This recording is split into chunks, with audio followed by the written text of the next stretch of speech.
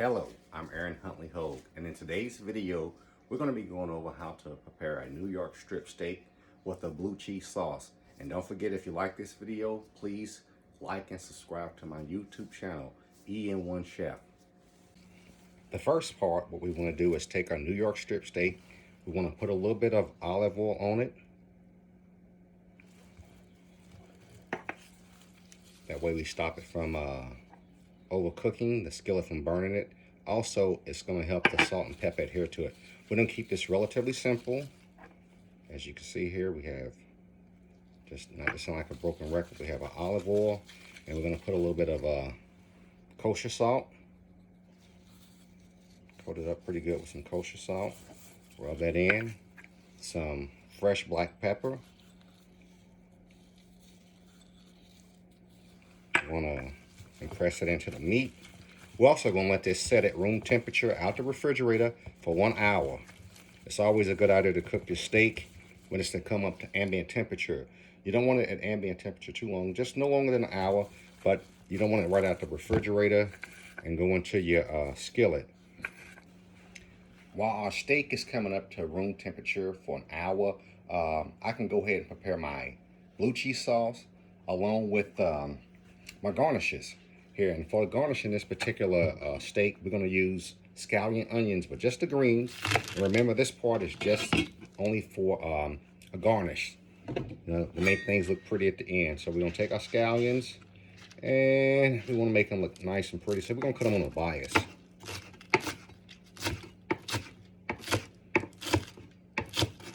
And that's probably more than enough to make a garnish. This recipe also calls for 1/4 of a white onion, so diced up that is. So what we're going to do is take a white onion here and get it prepped up here. And our white onion here, when you dice the onion, this is the way I do it. It's the way we learned it in culinary art school. You take the onion half, and you take your chef knife. You don't cut it all the way through to the end, about maybe just about 90%. And then you take it and come across here, and you're just cutting maybe about every 1/4 of an inch. So you go around your onion with a nice sharp knife, and you just take your chef's knife and come down. And that's your diced onions right there. And that's more than enough that we need this recipe. So in this video, as a thickener for our sauce, we're gonna make some beurre marnier. That's just a French name for flour and butter, equal parts that's needed together. And it's used for thickener. Now you can also use roux. It's just for the sake of expedite and make this go a little bit quicker. I've opted to go with beurre marnier. So potatoes, but once again, it's basically equal parts, flour and butter. And I'm just kind of doing a rough guesstimation on it. Actually, by the book, you would have a scale and weigh it out equal parts, but I'm just kind of eyeballing it together. And like I said, we don't need very much. I like my sauces to have a little bit of body to it. Just finished kneading my flour and butter together to make my beurre marnier. And like I said, we're going to use it as a thickener. And the great thing about this, whether you use beurre marnier or roux to thicken up your sauces or gravies, what you don't use, you can freeze for later use. Put in your freezer wrapped in plastic wrap, and it works wonders. You know. Also, what we want to do is preheat our oven to 350 degrees. And the reason why we want to preheat the oven is because when I cook my steaks, I cook them the same way we were taught in school. And I found this technique works best for me. Now, I'm not saying you have to use this technique, and I don't want to start any discourse with you on how you prepare your steaks. But what I typically do is sear my steaks at high temperature. And then once I get the browning on the outside of my steaks, I'll put them in the oven for a little bit more gentle, dry heat to slow down the cooking process. It gives me better control as to whether I want my steak cooked to medium, medium well, medium rare, or well done. It gives me more control to sear high on the stovetop and then finish off in the oven. So additionally, while our oven is preheating, we're gonna go ahead and finish working on our sauce. So I've got over medium to low heat. I've got a pat of butter as well as a little bit of olive oil in here. And the reason why you infuse olive oil into your butter is it raises the smoke point. Butter has a relatively low smoke point, but by adding olive oil, it actually raises it a little bit, so you get the best of both worlds. And I actually like the taste of both of them as well. So we're gonna let that melt. We're gonna saute our white onions until they're translucent. Then we're going to add heavy cream. We got 3/4 of a cup. Additionally, we're going to add 2 ounces or 1/4 cup blue cheese or gorgonzola sauce. They're in the same family. Gorgonzola is a little bit more pricier, but they're very, very clean.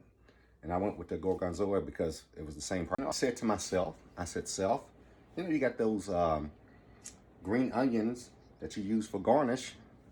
Why not saute some of them and put it in the sauce? That's what it's all about. Sometimes you got to go impromptu. So I'm going to add a little bit of this, green onions, scallion onions on top, and saute them as well. I have to apologize, folks. I broke cardinal rule number 1, cooking with a cold pan. As you can hear it now, starting to sweat and saute a little bit. The butter and olive oil is relatively cold, so no worries. We can recover from that. Not a big deal per se, but as a rule of thumb, you don't want to start cooking in a cold pot or pan, and I should know better than that, but I just misjudged the temperature. But as you can tell now, she's starting to sweat a little bit. The aromatics are starting to come from the pot, and I can smell them. So, yeah, it is going along quite well. As a matter of fact, I'm not going to waste all the time, you know, on this process. I'm just going to stop the camera and pause it. Back on our sauce. Once again, it's starting to brown. Like I said, the aromas are emanating from the pot. I can smell it. Now I'm going to add 3/4 cup of heavy cream. And I'm going to let that cook for a little bit, warm up. Also, get it nice and mixed in. I'm going to add my blue cheese.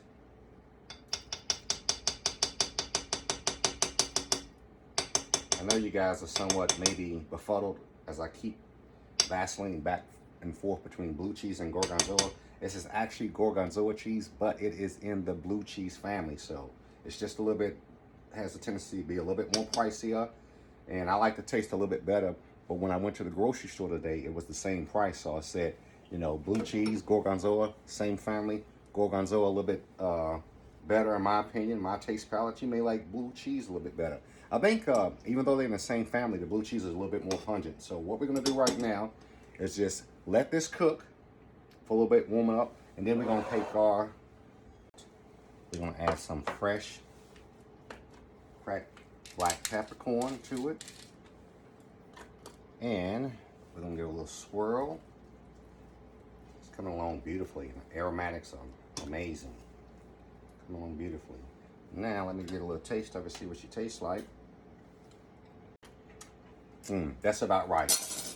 That's about what we want right there. It's good. And you know, I'm looking at it, it's not gonna take very much Burman name to it. So I'm just gonna put a small pinch in it and thicken it up just a little bit. Not much, because it's almost got the consistency that we like. Okay, our sauce is finished now. As you see here, I like the consistency of it right now. It's coating the back of the spoon. Tastes pretty good. Amazing. I love blue cheese / gorgonzola sauce because that's what I used. All right, now that we got our sauce, one thing we got to do next is to make our steak. Now I'm back. We got our cast iron skillet. We're going to add a pat of butter to it. We're also going to add a little bit of olive oil. Like I said, that's just to raise the smoke point of the butter. And we got it right now on medium heat. But we want to get a nice sear on this thing, so I'm putting my ventilation up a little bit higher. And just go around a little bit. We got nice heat there. Now what I want to do, like I said, just on the stove top, I just want to get a sear on this steak here. Like I said, NewYork Strip, let's see what we got. Oh yeah, I like the way it sounds. It sounds nice. Sounds good. So we're going to let it sear. Cast iron makes real good, even heat. It's hard to beat. I can remember when my mom, when I was a kid, my mom was using them all the time. I didn't understand the value of a good old cast iron skillet. And now as a kitchen cooking utensil, it's indispensable. You want to have cast iron. I've got 3 or 4 of them. All right, so we got our steak right there. And like I said, the only thing we want to do at this point is we just want to caramelize it, create a brown crusting on the outside. That's it.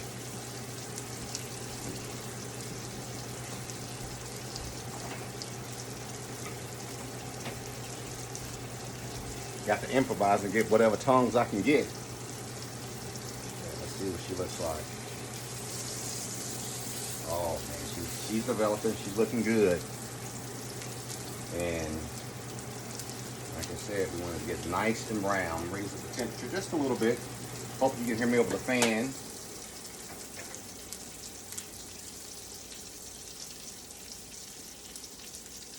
Let's see what she looks like. She looks pretty good. We want a little bit more browner than that. We want to get a little bit more browner.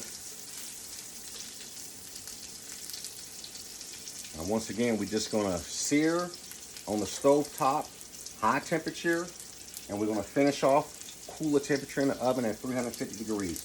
We're going to let it set in the oven for approximately 5 minutes. I'm going to pause it, and then I'm going to sear the New York strip over it, and we're going to put a brownie on the other side of it.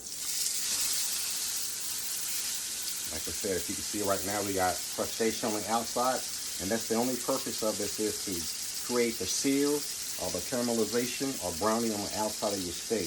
There's a misconception. A lot of people think that when you sear, you're locking in juices. It's absolutely unequivocally wrong. The purpose of a sear is to add more complex taste and flavor to the steak. That steak has to get over 300 degrees on the outside surface to get that sear. Now, you don't want 300 degrees on the inside of your steak or it would just be burnt. So we just add more flavor depth to it, that's all. Alright, so you can see the smoke in here. Once again, that was the purpose of adding olive oil to the butter, is to raise that smoke point. So, we will, cast iron retains its heat for a while. When you see it smoking like that, what you can do is basically cut it off and carryover heat. It's still caramelizing our steak. Oh yeah, beautiful. It's looking beautiful. Other little tricks you can do when your skillet's getting hot, you just slide it off to the side, you know, things like that. But right now, I think everything's in control right now. We got our nice caramelization on it. All right, I like that. Now I want to flip it over, get the sides as well. I want to caramelize my sides of my New York strip. And as you see, my oven stovetop is off right now. I cut it in off position, but yet residual heat. That's one of the beauties of having a cast iron skillet or pan. So I'm also going to try to get this fat cap right here. I'm going to try to sear it as well. And after that, we're going to remove it from the cast iron, put it in a 1/4 of a sheet potato pan, and put it inside the oven and finish it off. All right. Let's see what it looks like. It looks pretty good right there. Do a fat cap.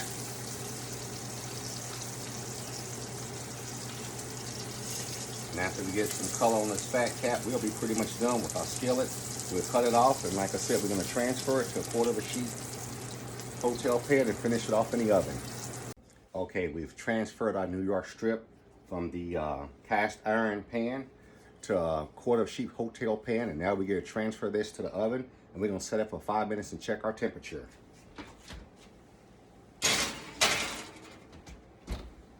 Got a timer set for 5 minutes. Like I said, I typically like to pour my steak at about 135 degrees and then let it carry over cook in a tent for about 5 minutes, because what that does is it continues to cook and it lets the juices reconstitute themselves back throughout the steak. All right, so we're gonna set that for 5 minutes and we're gonna check it. It's been 5 minutes since our New York strip has been in the oven. What we're gonna do is take it out now, and I'm just gonna put a tin on it over it, and I'm gonna let it rest for 5 minutes, and I'm gonna check the internal temperature of it. And we'll be back, but first of all, just get you some aluminum foil here. Oven is still on, just in case you need to go back in there. And I'm gonna reset my timer again for another 5 minutes. And I'm just gonna, as you can see, I'm just gonna cover it up with a foil tin here and just let it rest. I'm gonna let it rest for 5 minutes, come back. I got my thermometer here. We're gonna check the internal temperature of it. And from there, we can gauge whether it's medium, as my tripod come apart, whether it's medium, whether it's medium well, whether it's medium rare. Okay, bye. Okay, it's been 5 minutes. We got a New York strip here. It's looking nice and juicy. But I have to confess, there's one thing that I've tried to grasp and I can't get my hands around, and that is how to tell the doneness of a steak via touch. I haven't been able to master that skill set yet, so I got to rely on the old trusty thermometer. So we got our thermometer here. It's been resting 5 minutes. Let's see what the temperature is internally.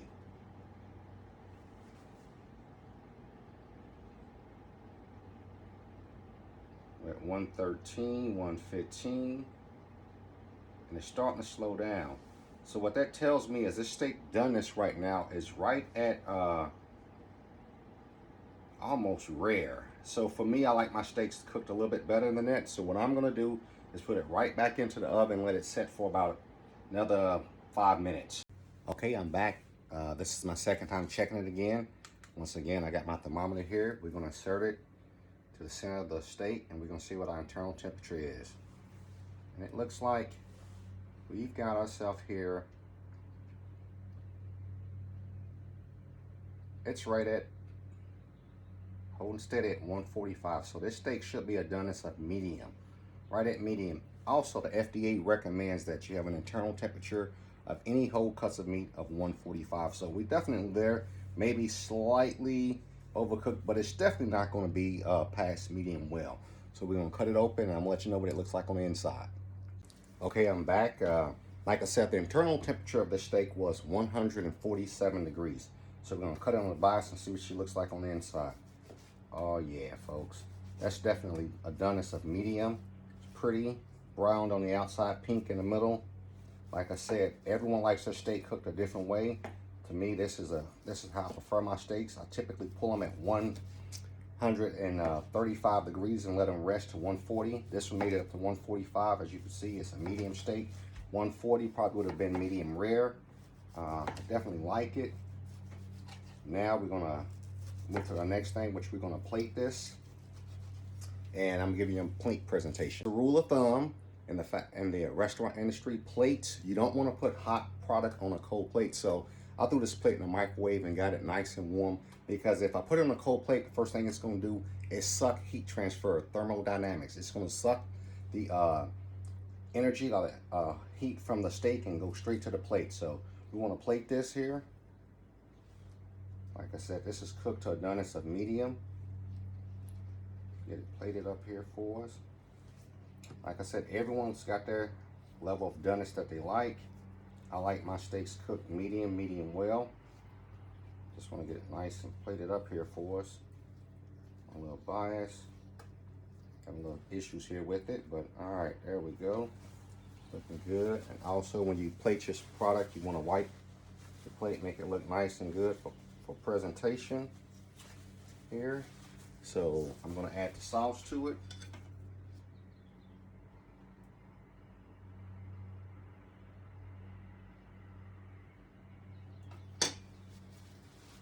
Alright, make everything look nice and pretty here. And now, what we're gonna have to do is we're gonna have to try it. And like I said, that's the tale of the tape. We got the blue cheese sauce on it. Let's see what we got here. It's good. So once again, this is the final product. Here it is. We have a New York strip. We have gorgonzola sauce, or blue cheese. Gorgonzola and blue cheese in the same family. It was cooked to a level of medium, and it turned out, in my opinion, to be fantastic. And once again, if you like this video, please hit the like and subscribe button, and feel free to tell a friend to join in and watch some of these cooking tutorials, and maybe they can pick up some keys and inside tricks of the trade on how to do steaks. Thank you for watching. EN1 Chef is out.